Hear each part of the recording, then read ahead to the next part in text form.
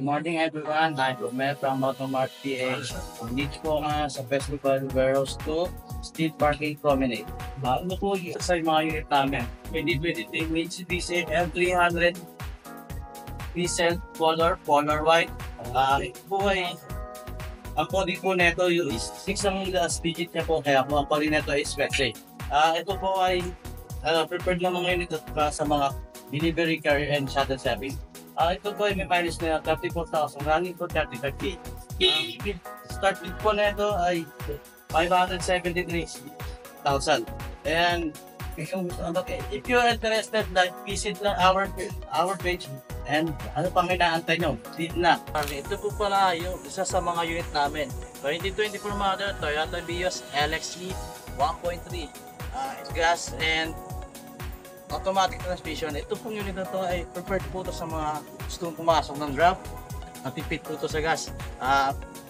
Tapos ito po pwede rin po sa mga lady users. Karamihan po talaga nito lady users. Ito pong Toyota Vios namin is mileage po nito is 18,000 running for 19,000. If you are interested in this unit, visit our page. Doon nyo po makikita itong unit na to. Ang start bid po nito is 544,000 lang po. Almost kalahati po sa brand new. Ito po, ano pang inaantay nyo, bid nyo na po. Ito po isa sa mga unit namin, 2024 Mitsubishi Montero Sport GLX 4x2 2.4 diesel. Ang kulay po nito is silver metallic.